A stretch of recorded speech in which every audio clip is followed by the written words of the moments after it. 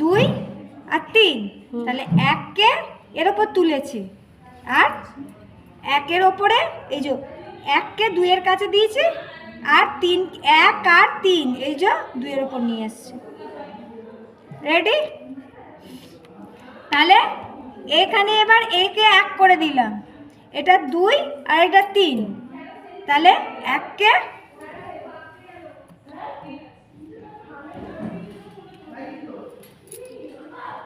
আবার এদিক থেকে আবার ধরে এটা 1, এটা 2, এটা 3, একটা উপরে একটা নিচে যাবে। হ্যাঁ, এবার আমার এই 2 ইঞ্চি কাপড়, এই 2 ইঞ্চি কাপড় ভিতরে চলে যাচ্ছে। এবার যতটা কাপড় থাকবে সেই মাপ অনুযায়ী যত 2-4 ইঞ্চি ঢুকে যাচ্ছে ভিতরে কাপড়। তাহলে 4 ইঞ্চি এই যে এখান থেকেই আমি পেয়ে যাব।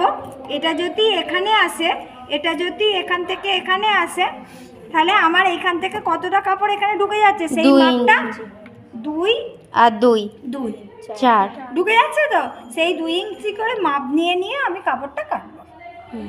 কতটা আসছে, এবার কতটা রেডি হচ্ছে আমার সেটা দেখতে হবে। কোমরের কাপড়টা ততটাই আমার নিয়ে আসবে, যতটা 4 ভাগের 1 ভাগ হয়ে এক্সট্রা 2 ইঞ্চি হবে। তো সেইটা এই যে যতটা কাপড় আসছে তার সঙ্গে এই যে এতটা যদি ফিক্সড কাপড় হয়, তাহলে এখান থেকে 1.5 থেকে 2 ইঞ্চি এক্সট্রা তো এক্সট্রা নিতে হচ্ছে, পুরোটাই নিতে হচ্ছে। তাহলে আমার পুরো কাপড়টাই, এটা 4 ভাগের 1 ভাগ, তাহলে 2 ভাগ হলো।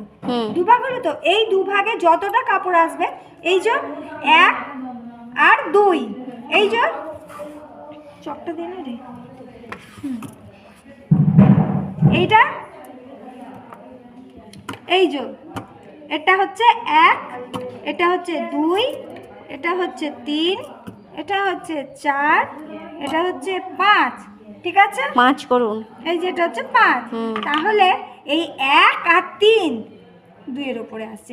আর সব ভুলে যা, মিটে যাবে ঝামেলা, চলে যাবে, যা চলে গেছে। সব ভুলে যা, মিটে গেল ঝামেলা। 4টা নিচে চলে যাবে। এই যে 4টা এই 1-এর কাছে চলে আসছে, একে রেডি করছি, এই যে চলে আসছে। এই 4টা উপরে যাবে, 5টা নিচে যাবে। ওগুলোকে আবার 1-2 করে ধরতে হবে। তো এই যে এইরকম করে বাড়তে থাকবে। তাহলে এবার কতটা করে কাপড় হচ্ছে, কতটা কাপড় লাগবে, এবার এর মধ্যে আমি আর শেখাবো না। কেন শেখাবো না, এবার এই দুটোকে আমাকে কি করতে হবে, এইরকম দাগ দিয়ে আমাকে 1 ইঞ্চি যদি যেগুলো মিনি স্কার্টগুলোর যেগুলো সুন্দর এরকম সেলাই থাকে, সেইখান থেকে এরকম শর্টে থাকে সেইগুলো